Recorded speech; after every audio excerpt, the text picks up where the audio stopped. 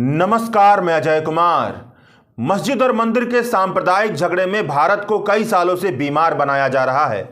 जो इस झगड़े में भारत की जनता को बीमार बनाते आए हैं और अपनी चुनावी गोलबंदी करते आए हैं, वही मौजूदा वक्त में भारत की सत्ता पर बैठे हुए हैं।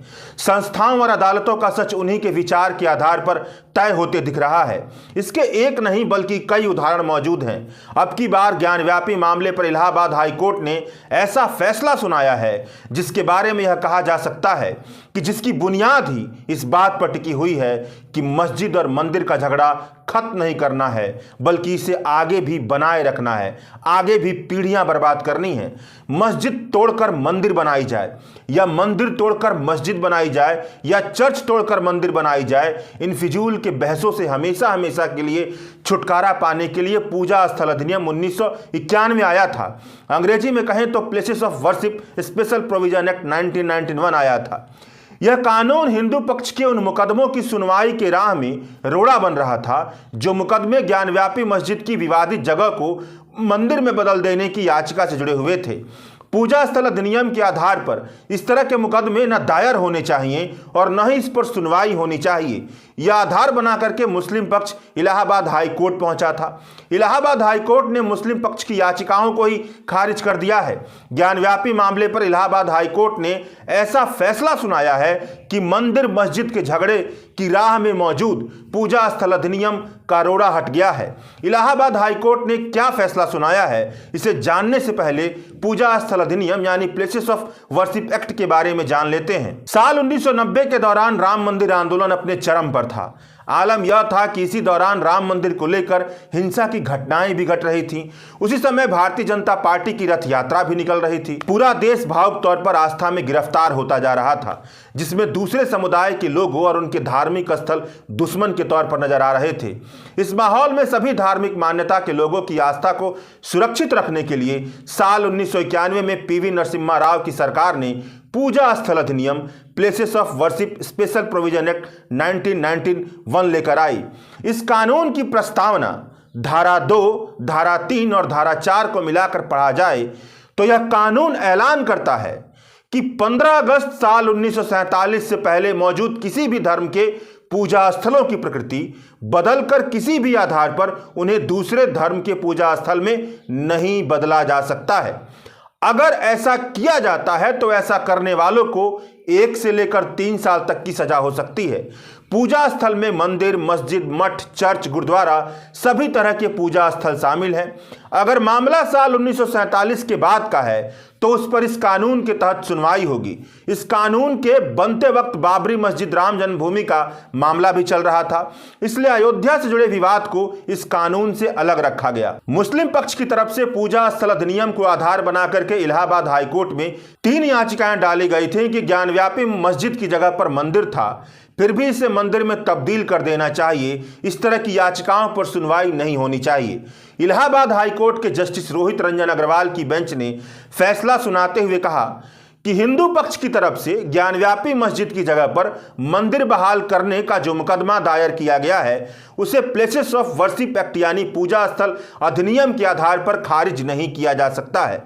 प्लेसेस ऑफ वर्शिप एक्ट में रिलीजियस कैरेक्टर यानी धार्मिक चरित्र को परिभाषित नहीं किया गया है, केवल प्लेसेस ऑफ वर्शिप और कन्वर्जन को परिभाषित किया गया है। 1991 का पूजा स्थल अधिनियम केवल इस बात पर प्रतिबंध लगाता है कि किसी पूजा स्थल यानी प्लेसेस ऑफ वर्शिप की साल 1947 में जो प्रकृति थी वही प्रकृति होगी, उसमें बदलाव, उसका कन्वर्जन नहीं होगा, मतलब उसे बदला नहीं जाएगा। मगर पूजा स्थल अधिनियम यह तय करने पर प्रतिबंध नहीं लगाता है कि किसी प्लेसेस ऑफ वर्शिप यानी पूजा स्थल की क्या रिलीजियस कैरेक्टर है, मतलब 15 अगस्त 1947 को किसी पूजा स्थल का क्या धार्मिक चरित्र था, यह तय करने पर प्लेसेस ऑफ वर्शिप एक्ट प्रतिबंध नहीं लगाता है। या तो Gyanvapi compound Hindu religious character का होगा या मुस्लिम रिलीजियस कैरेक्टर का। एक ही समय में यह कंपाउंड 2 रिलीजियस कैरेक्टर का नहीं हो सकता है। ज्ञानव्यापी कंपाउंड का रिलीजियस कैरेक्टर क्या है यह तभी पता लगेगा जब मुकदमा पर सुनवाई होगी। दोनों पक्ष अपनी अपनी बात रखेंगे, अपने अपने सबूत रखेंगे। साल 1991 में हिंदू पक्षकारों की तरफ से मुकदमा दायर किया गया था। 32 साल से मामला लटका रहा। मुकदमा से उठता विवाद केवल दो पक्षकारों का नहीं, बल्कि भारत के दो मुख्य समुदायों का है। इसलिए इस विवाद का राष्ट्रीय महत्व है। हम ट्रायल कोर्ट को 6 महीने के भीतर सुनवाई कर फैसला देने का निर्देश देते हैं। यह इलाहाबाद हाई कोर्ट का फैसला है। अब इस फैसले को कैसे समझा जाए? क्या इसे न्यायिक तौर पर उचित फैसला कहा जा सकता है? एक सामान्य सी बुद्धि से एक सामान्य से सवाल उठता है कि अगर कोई प्लेस ऑफ वर्शिप यानी कोई पूजा स्थल है तो निश्चित तौर पर उसका किसी न किसी तरह का धार्मिक चरित्र होगा। बिना धार्मिक चरित्र के कोई पूजा स्थल कैसे हो सकता है? या तो वह पूजा स्थल मुसलमानों का होगा, या हिंदुओं का होगा, या ईसाइयों का होगा, या किसी और धर्म का होगा। तो यह तो बिल्कुल ही बात समझ में नहीं आती है कि इलाहाबाद हाई कोर्ट ने पूजा स्थल और पूजा स्थल के धार्मिक चरित्र को अलग अलग करके क्यों देखा। इसके अलावा इस तथ्य पर तकरीबन सभी बड़े इतिहासकार सहमत हैं कि 17वीं शताब्दी के मध्य में मंदिर का कुछ हिस्सा तोड़ करके ज्ञानव्यापी मस्जिद बनाई गई थी। केवल इस बात पर मतभेद है कि क्या उसे औरंगजेब के फरमान पर बनाया गया था या नहीं। यानी तकरीबन 400 सालों से ज्ञानव्यापी कंपाउंड का धार्मिक चरित्र इलाहाबाद हाई कोर्ट के मुताबिक रिलीजियस कैरेक्टर मस्जिद का है। तो उनकी रिलीजियस कैरेक्टर जानने का क्या मतलब बनता है? जो तथ्य आंखों के सामने तैर रहा है कि पिछले 400 सालों से ज्ञानव्यापी एक मस्जिद है, उसे हाई कोर्ट ने क्यों नहीं स्वीकार किया? इसलिए कई कानूनी जानकार यह पूछ रहे हैं कि जब यह तथ्य स्वीकार लिया गया है कि मंदिर को तोड़कर मस्जिद बनाई गई थी और यह तथ्य सबके सामने मौजूद है कि पिछले 400 सालों से वहां पर मस्जिद है, तो ज्ञानव्यापी मुस्लिम आस्था का केंद्र है, तो हाई कोर्ट का फैसला ऐसा क्यों आया कि यह बताइए कि उसका धार्मिक चरित्र क्या है, यह तय कीजिए कि उसका धार्मिक चरित्र क्या है। बात केवल ज्ञानव्यापी में पूजा अर्चना की होती तो आपसी सलाह मशविरा के साथ यह तय कर लिया जाता, मगर ज्ञानव्यापी में पूजा अर्चना की बात ही नहीं है। ज्ञानव्यापी के जरिए फिर से वही सियासत का खेल खेलना है जो अयोध्या के जरिए खेला गया था। इसलिए यह मामला कोर्ट गया और पूजा स्थल अधिनियम के होने के बावजूद भी इस मामले को खारिज नहीं किया गया। मंदिर मस्जिद सांप्रदायिक विवाद का समर्थन करने वाले ज्यादातर लोग यही कहते हैं कि यह सब काम ऐतिहासिक गलतियों को सुधारने के लिए किया जा रहा है। यूपी के मुख्यमंत्री योगी आदित्यनाथ ने इसी साल कहा था कि अगर ज्ञानव्यापी को मस्जिद कहेंगे तो विवाद होगा ही। हम चाहते हैं कि ऐतिहासिक गलतियों को सुधारा जाए। सुप्रीम कोर्ट ने बाबरी मस्जिद राम जन्मभूमि विवाद के अंतिम फैसले के पन्ने पर यह भी लिखा था कि पूजा स्थल अधिनियम भारतीय संविधान की धर्मनिरपेक्षता का अभिन्न अंग है। राज्य की यह जिम्मेदारी बनती है कि वह सभी धर्मों के साथ समान व्यवहार बरते। पूजा स्थल अधिनियम यह पुष्टि करता है कि राज्य भारतीय संविधान के आधारभूत ढांचे में शामिल धर्मनिरपेक्षता की रक्षा के लिए प्रतिबद्ध है। पूजा स्थल अधिनियम का एक मकसद है कि ऐतिहासिक गलतियों को नहीं सुधारा जा सकता है। लोगों को अपने हाथ में कानून लेकर के ऐतिहासिक गलतियों को सुधारने की इजाजत नहीं है। इतिहास और बीते हुए कल की गलतियों को आधार बनाकर वर्तमान और भविष्य की चिंताओं से मुंह नहीं मोड़ा जा सकता है। यह संविधान का मूल दर्शन है, धर्मनिरपेक्षता का मूल है। यह बात सुप्रीम कोर्ट ने कही है। एक सिंपल सी बात आपको और हम सबको समझनी चाहिए कि जिस जमीन पर खड़ा होकर के मैं बोल रहा हूं और जिस जमीन से खड़े होकर के या बैठकर आप मुझे सुन रहे हैं, उस जमीन पर आज से 600 साल, 1000 साल पहले कौन सा ढांचा था, यह पता लगाना नामुमकिन के हद तक मुश्किल है।